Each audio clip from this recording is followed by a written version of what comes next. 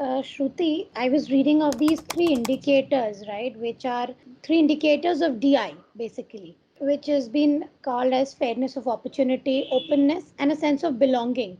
So how are these three factors critical for an organization's well-being, and how can they drive real success? As we have covered a lot of points on these above, but is there something else that you would want to add on?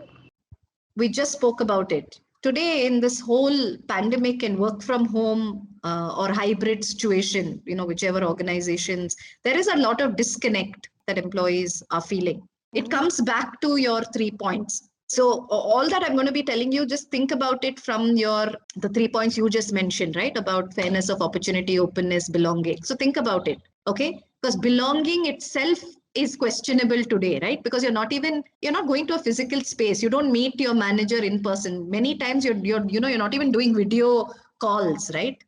So who are you feeling a belonging to? So that itself. So what can organizations do? What can managers do? What can leaders do? What can HR heads almost drive, to ensure it happens is ensure that you definitely make your employees feel recognized, when they do well, connected, heard, some of the things that we spoke about. So I feel this is that time when you've got to double it up. You have to do more. Doing more is still less. So that's one. Second is, this whole concept of YOLO, where you only live once, which is all triggered by this pandemic, right? So everyone's like, let me just do this because who knows what's going to happen, so I think there also organizations need to really think about how the change in workforce is happening and why is that connected. See, the disruption is happening around us, right? Which means we used to go to office every day, now we'll go sometimes.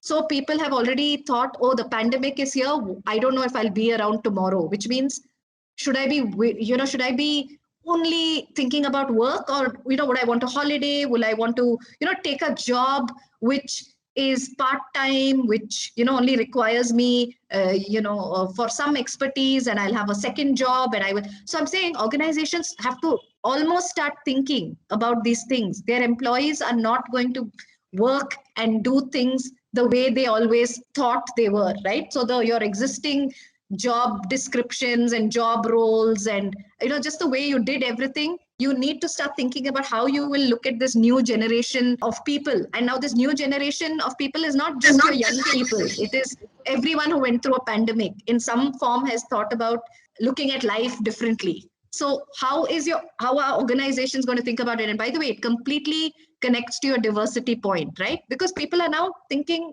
different. This is where that whole cognitive diversity piece also comes in. So that's the second piece.